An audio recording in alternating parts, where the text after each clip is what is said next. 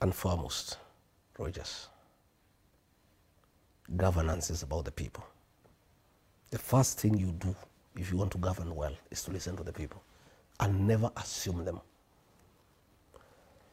Had we listened to the stakeholders in the health sector, we will not be in the hole we are in.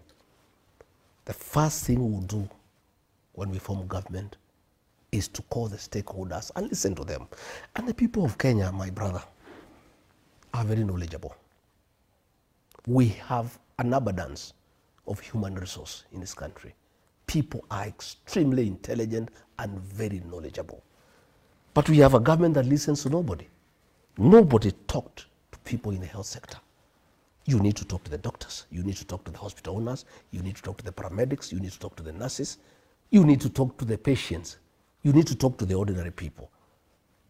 But I know that we could reform NHIF at a very small cost of less than $1 billion shillings and just improve on what was already working. You know, the Englishmen say, if it's working, don't fix it.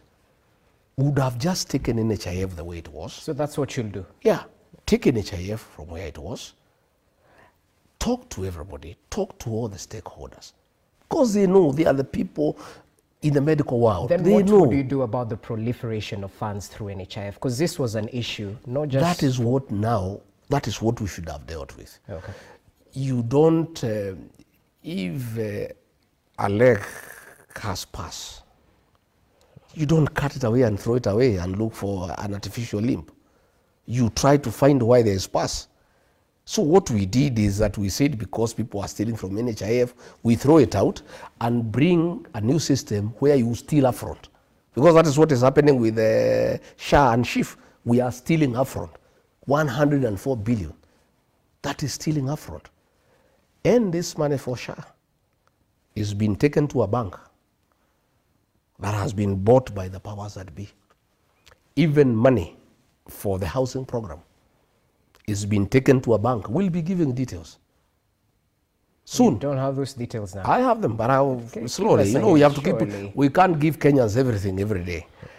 The money for the housing fund, because one, the Ministry of Housing has no capacity to absorb those funds.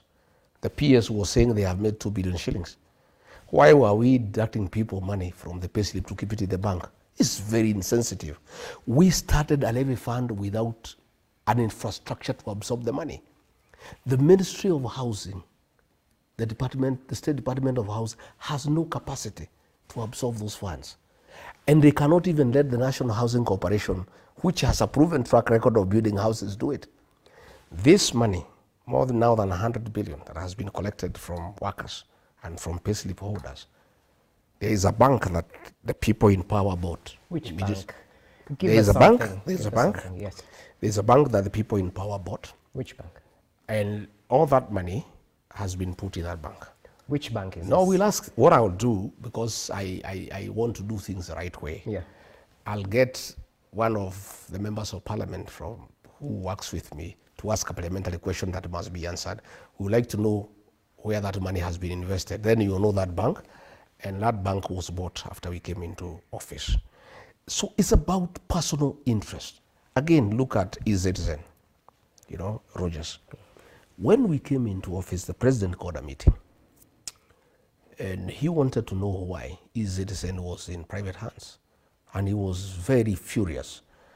And the National Treasury was there, ICTA was there, the CS ICT was there with the PS, I was there, and he said there's no way we can collect funds from government people, from people wanting services from government and give it to a private people. That eCitizen should be owned by the National Treasury. And there were several meetings. Later on, that matter died. I was not called for any other meeting.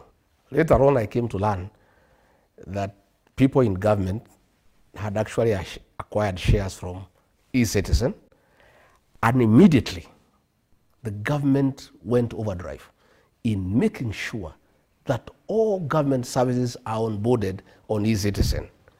As we speak today,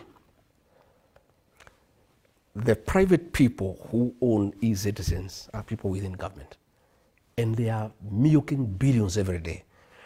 That is why there was a big push, you know. It was done by another lawyer, it's called Adil, it's an Asian fellow. These are the guys who are doing all the deals in this country. He's the one who was able to blackmail the owners of the e-citizen and force them to cede certain shareholding to people in government. And he crafted it.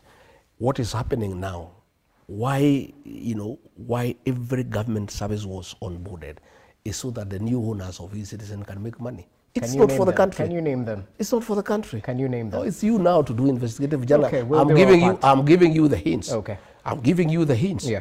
That find from one, e-citizen is in private hands. And those are government people. And that is why the push for onboarding government services on e-citizen was done. And these are some of the problems that made me disagree with the president. Okay. Because this is pure corruption, it's pure theft. He called a meeting and said e-citizen cannot be in private hands. I only came to realize it was a strategy to get to know who owns e-citizen so that people can grab it. Well noted. In a minute or so, because we're pressed of time, now that you said Parliament is captured, there's an ongoing debate about